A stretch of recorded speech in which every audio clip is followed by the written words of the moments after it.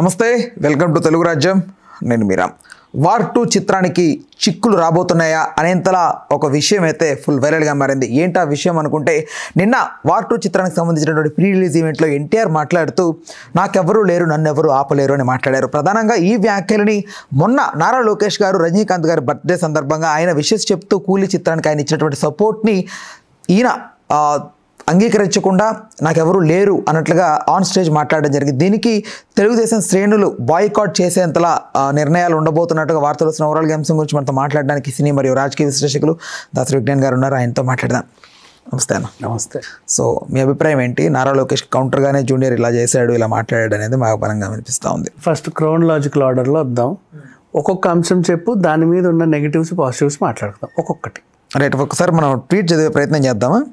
ఓకేనా? నారా లోకేష్ది. Right. As Rajinikanth sir completes 50 years in films, we audience are just luckily to live in the Rajini era. Will never forget his unwavering support to our family in our darkest hour. Wishing team Coolie great success. అంటే ఇప్పుడు ఆయన మాట్లాడిన దానికి ఎక్కడ trigger అవుతోందంటే, మేము ఇబ్బందుల్లో ఉన్నప్పుడు కానీ, మేము కొంచెం లోలో ఉన్నప్పుడు కానీ మాకు ఒక బెస్ట్ సపోర్ట్ మా నాన్నగారి స్నేహితుడుగా అన్నాడు. ఆయన పర్స్పెక్టివ్ చెప్పాడు. జూనియర్ రాబోతున్నాడు 14th, at the same time కూలీ రిలీజ్ అవుతుంది, కూలీయే చూడండి అన్నట్టుగా చెప్పేసరికి కొంచెం వార్ వన్ సైడ్ ఎలా అయిపోయింది ఇప్పుడు అని అనుకుంటున్నారు కదా. అసలు ఏం జరిగిందో మీకు తెలియదు, తెలుసు కానీ ఆ కోణంలోకి వెళ్ళరు. వీళ్ళ సభకి రజనీకాంత్ గారు వచ్చారు. ఆయన వచ్చి హైదరాబాద్ని కూడా ఇదంతా చూసి న్యూయార్క్ సిటీ లాగా ఉంది, ఆ రోజు చంద్రబాబు నాయుడు గారు వేసిన పునాదికే ఈరోజు ఇలా అయిందని ఒక కితాబ్ ఇచ్చాడు. ఆంధ్రాలో కూడా ప్రసంగించాడు. అప్పుడు ఏం చేసిందంటే వైసీపీ వాళ్ళు ఇంక్లూడింగ్ రోజా బాగా టార్గెట్ చేసి మామూలు మాటలు అనలా. రాష్ట్రానికి పక్క రాష్ట్రం నుంచి ఒక అతిథి వచ్చాడు, అతిథిని గౌరవ సత్కారాలతో మళ్ళీ తిరిగి పంపాలి. మన రాష్ట్రంలో జరిగితే గొడవలు ఉంటే మన ఇద్దరం కొట్లాడుకోవాలి. మీ ఇంటికి వచ్చిన చుట్టం ఏం చేసింది? నీ ఎదిరింటాడు వచ్చి మీ ఇంటికి వచ్చిన చుట్టాన్ని తిట్టాడు, పిచ్చిగా తిట్టాడు, అనకూడని మాటలు అన్నాడు. అయినప్పటికీ నువ్వు పిలవడం వల్లే అవమానం జరిగింది అన్నట్లుగా నువ్వు ఫీల్ అయ్యి ఆయన అప్పటికి కూడా గౌరవంగానే పంపావు. తనకు కూడా ఏం లేదు, కానీ ఒక మర్యాద తనకి ఇవ్వాల్సిన అవసరం ఉంది. అనుకోకుండా ఒక సిట్యువేషన్ వచ్చింది. ఆ సిట్యువేషన్ ఏంటంటే ఆయన 50 ఏళ్ళు పూర్తి చేసుకోవడం, ఇండస్ట్రీలో పనిలో పనిగా ఇంకొక సినిమా కూడా విడుదలకి సిద్ధంగా ఉండడం. దానికి ఈయన మన వల్ల ఆయనకు అవమానం జరిగింది కాబట్టి అసలు ఏం చేసినా మేము దాన్ని తీర్చలేము, కొద్దో గొప్ప మా మనసులో అయితే మీరు ఎప్పటికీ ఉన్నారు, మీ మీద మాకు చాలా గౌరవం ఉందని చెప్పుకునే ప్రయత్నంలో ఆయన ఒక ట్వీట్ పెట్టాడు. ఇప్పుడు ఆ ట్వీట్ని నువ్వు 2 భాగాలు చేసావనుకో, ఎలాగో నీ సినిమా వెళ్తుంది నీకో శుభాకాంక్షలు, అట్లా మావాడి సినిమా వస్తుంది వాడికో శుభాకాంక్షలు అన్నట్టు ఉండకూడదు. జూనియర్ ఎన్టీఆర్ కూడా లోకేష్ కుటుంబ సభ్యుడే, అర్థమైందా? వీళ్ళ కుటుంబం నిర్వహించిన ఒక చిన్న కార్యక్రమానికి ఎక్కడి నుంచో పక్క రాష్ట్రం నుంచి ఒక పెద్ద స్టార్ సీనియర్ హీరోని పిలిస్తే మన తెలుగు వాళ్ళే అవతల పార్టీ వాళ్ళు ఆయన అవమానించారు. కాబట్టి ఈయన అతనికి చాలా చక్కగా నీట్గా ట్వీట్ పెట్టాడు. ఇంకా ఎన్ని ట్వీట్లు పెట్టినా కూడా మనం అసలు ఆ రోజు నిజంగా చాలా పాపం చేశారు వైసీపీ వాళ్ళు, అది కడుక్కోలేము. ఒక స్టార్ హీరో వచ్చినప్పుడు రాజకీయాలకు ముడిపెట్టొద్దు. ఆయన వచ్చింది ఏ సభకు వచ్చినా సభ గురించే మాట్లాడి వెళ్ళాడు.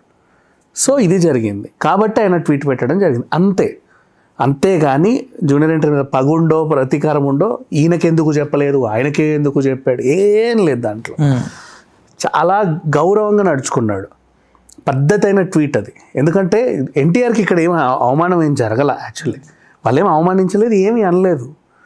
ఫ్యాన్స్ కొట్లాడుకుంటారు మావోడు అని, వాళ్ళని వదిలేద్దాం, అదంతా పట్టించుకోవాల్సిన అంశం కాదు. వీళ్ళకి అందరూ బాగానే ఉన్నారు. నెక్స్ట్ మనం ఎక్కడి నుంచో వచ్చిన అతిథికి మనం అవమానం జరిగింది ఇక్కడ, దాన్ని మనం ఎప్పటికీ తీర్చలేం. ఒక సందర్భం వచ్చింది, పెద్ద సందర్భం అది, 50 years ఇండస్ట్రీ. మొన్న బాలయ్యకి జరిగింది, అట్లా ఒక మంచి వేడుక జరిగింది. ఎన్టీఆర్ శతదినోత్సవం జరిగింది, అలా ఒక వేడుక జరిగింది.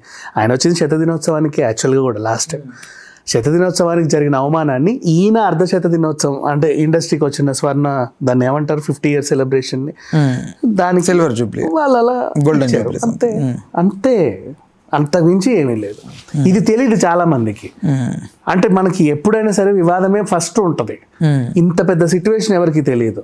Right, okay. ఇప్పుడు సరే, ఇక్కడ నారా లోకేష్ పర్స్పెక్టివ్లో మీరు చెప్పారు. ఇప్పుడు జూనియర్ అలా మాట్లాడడానికి గల కారణాలు ఏంటి, దాని గురించి?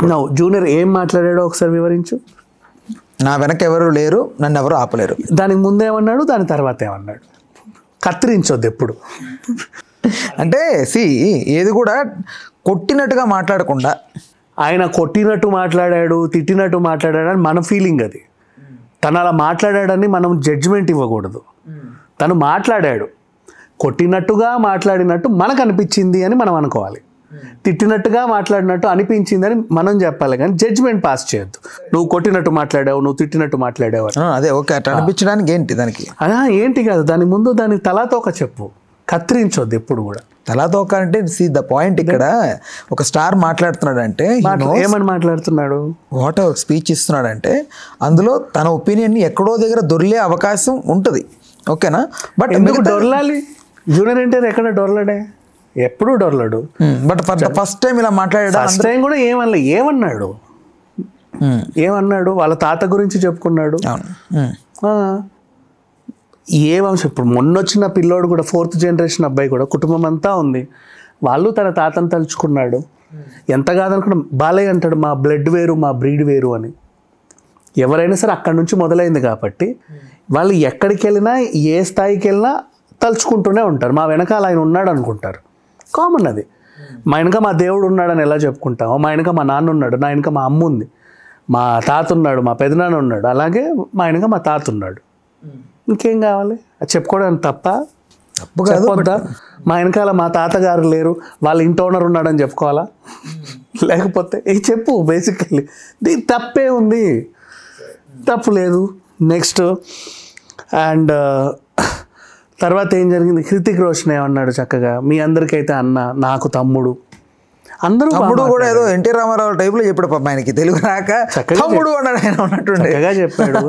నెక్స్ట్ మైక్ ఇసిరికి పోనా అన్న దాన్ని ట్రోల్ చేశారు. అదేంటి అది, దానికి ఎందుకు అట్లా? మనిషి వచ్చింది మాట్లాడడానికి, మాట్లాడే అంటే పిసికే గొంతు వచ్చి ఒక పని చేయండి. దేవర నుంచి కనబడట్లేదు అని నెత్తినోరు బాదుకున్నారు. బాబాబు తట్టుకోండి వస్తా అన్నాడు. నెక్స్ట్ పాదయాత్రలు చేసుకుంటూ, సైకిల్ యాత్రలు చేసుకుంటూ, విమాన యాత్రలు చేసుకుంటూ, గాలి యాత్రలు ఈదుకుంటూ అక్కడికి వెళ్ళావు, షూటింగ్ అవుతుందంట అని ముంబైకి. అంత దూరం నుంచి వచ్చానని నీ ఫీలింగ్ కరెక్టే, బట్ ఆ కాస్ట్యూమ్స్లో నేను కలిసి ఫోటో ఇవ్వడం పద్ధతి కాదు. అది ఆ నిర్మాతకు చెందిన, ప్రొడక్షన్ హౌస్ చెందినటువంటి వేషం, అది పద్ధతిగానే చెప్పాడు. త్వరలో వస్తా, ఓ బహిరంగ సభ పెడతా, అందరితో మాట్లాడతా అన్నాడు. నెక్స్ట్ దానికి ఇక్కడ కూడా లీడ్ ఇచ్చాడు. నెక్స్ట్ ఇంకొకటి పెట్టుకుందాం, అందరికి ఫోటోలు ఇస్తాను నేను, ఇప్పుడు నేను చాలా రోజుల నుంచి మాట్లాడలేదుగా మీతో, ఇప్పుడు మాట్లాడినివ్వండి. నేను అంటే వచ్చి గొంతు పిసికేసి అంటే వెనక నుంచి రక్కేస్తే ఎలా? అండ్ అభిమానుల్ని అట్లా అన్నాడు, హర్ట్ చేశారన్నారు కదా, దానికి కూడా ఒక ఎగ్జాంపుల్ చెప్తాను. నా మొదటి అభిమాని ఈయన అని ఒక ఆయనను పట్టుకొచ్చాడు. అంటే మొదటి అభిమాని నుంచి గుర్తుంచుకున్న మనిషి ఈ అభిమానులు ఎందుకు హర్ట్ చేస్తారు? ఇప్పుడు చెప్పిన సిచ్యువేషన్ ఏంటో, అక్కడ అభిమానులు ఎన్టీఆర్ ఎప్పుడెప్పుడు మాట్లాడతారని ఎదురు చూడడానికి అక్కడికి వచ్చారు. ఈ సభని ఏ విధంగా డిస్టర్బ్ చేయాలని కూడా కొన్ని అల్లరిమూకలు వస్తాయి. పైగా యూసుఫ్ గూడాకి అందుబాటులోనే ఉంది కదా, చక్కగా ఎగేసుకుంటూ వచ్చేసారు. అల్లు అర్జున్ని కాపాడుకున్నారు వాళ్ళ ఫ్యాన్స్ అందరు, ఇట్లాంటి వాళ్ళు ముందే వస్తారని. అక్కడే జరిగింది ఫంక్షన్, చాలా తెలివిగా కాపాడుకున్నాడు, ఎవడు మనోడు ఎవడు కాదు అని. బట్ ఇక్కడ ఏంటో మొత్తానికి ఆ రోజు వర్షము. అండ్ ఇంకోటి చెప్పనా, ఆ ముందు రోజు బీభత్సమైన వర్షం అదే ఏరియాలో, ఆ తర్వాత ఈరోజు వర్షమే, ముందు రోజు వర్షమే, తర్వాత రోజు వర్షమే. ఆ రోజు ప్రకృతి కూడా వాళ్ళకి సహకరించింది.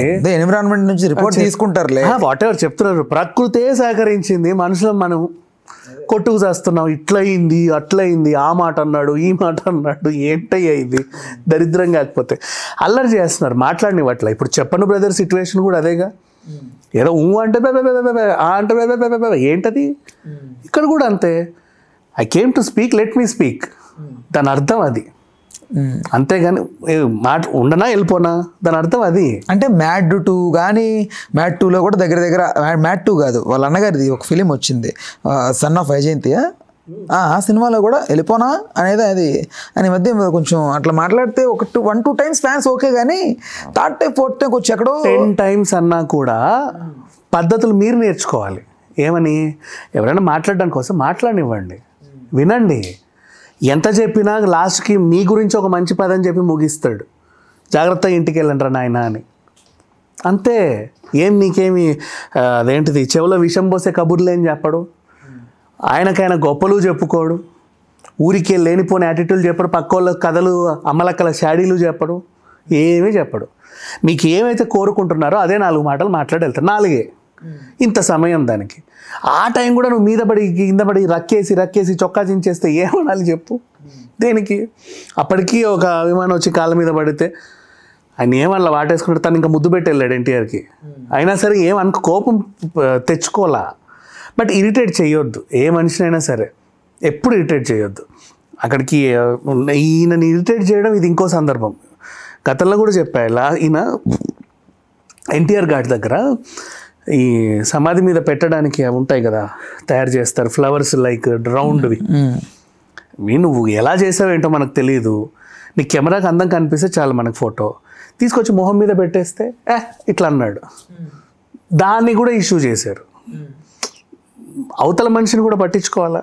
అంటే బేసిక్గా ఎలా ఆలోచిస్తారంటే హ్యూమన్ ఎమోషన్స్ ఉండొద్దు వీళ్ళకి అన్నట్టు ఫీల్ అవుతారు. ఎందుకు ఉండొద్దు అనుకునేది, ఎందుకంటే ఆలోచించేవాడు హ్యూమన్ అయితే వీళ్ళ ఎమోషన్స్ వాడికి అర్థం అవుతాయి. కామెంట్ పెట్టేవాడు హ్యూమన్ అయితే అవతల వాడు మాట్లాడింది అర్థం అవుతుంది. గోల చేసేవాడు హ్యూమన్ అయితే ఆయన మైక్ ఎందుకు ఇసిరేస్తా అన్నాడో అర్థమైతే, అంతమించి ఏం చెప్పలేదు. రైట్. అయితే ఇక్కడ Hrithik Roshan is a wonderful man. బాగా మంచి స్పీచ్ మాట్లాడాడు నిన్న. ఆఫ్టర్ లాంగ్ టైం హైదరాబాద్ వచ్చాడు. బట్ ఆయన్ని ఏదన్నా సంథింగ్ ఆయనకు తెలుగు రాకపోవడం ఏదో మాట్లాడిన దాన్ని కూడా అది ట్రోల్కి గురైంది. అది ఇదే చెప్తున్నా, ఎంతైనా ఊకే ప్రతి మనిషిని లోటుపాట్లు ఏంటి వీళ్ళతో అదేంటి ఎక్కడ దొరుకుతారనే చూస్తారే తప్పితే ఏం మాట్లాడుతున్నారు, వాళ్ళు ఎందుకు వచ్చారు, మనం ఎందుకు వచ్చాము, ఏం ఉండవు. అసలు ట్రై చేశాడు తెలుగు మాట్లాడడానికి, అది పెద్ద థింగ్. అది దాన్ని ట్రోల్ చేసి ఏదో రామారావు లాగా మాట్లాడుతున్నారని ఒక వీడియో పెట్టి క్లిప్ యాడ్ చేసి బాగా ట్రెండ్ చేస్తున్నారు. ఓకే సరే, ఇప్పుడు చెప్తున్నా నేను, ట్రోల్ చేస్తున్నారు కదా, వీళ్ళకి అర్థం కాని విషయం ఏంటి చెప్పనా? నువ్వు రామారావు గారిలా మాట్లాడుతున్నాను, హృతిక్ రోషన్ ట్రోల్ చేసావా, లేకపోతే రామారావు గారిని ట్రోల్ చేసావా? ఉల్టా ఇటు కూడా అంత కామన్ సెన్స్ యాడ్ ఉంది మన వాళ్ళకి. ట్రోలింగ్ ఇంపార్టెంట్, ముందు ఎడిటింగ్ వచ్చు, ట్రోలింగ్ మేము చేసేస్తాం. రైట్. ఓకే రైట్ అన్న, thanks for the time, thanks for information. Hello, Telugu రాజ్యం ఛానల్ చూస్తున్నారా? సామాజిక రాజకీయ జీవన చిత్రణే తెలుగు రాజ్యం. అతిశయోక్తులు అసత్యాలు ఉండవు. రాజకీయ కోణం కాదు, ప్రజా కోణమే కొలబద్ద. తెలుగు రాజ్యం వీక్షణ మీ ఉత్తమ అభిరుచికి నిదర్శనం.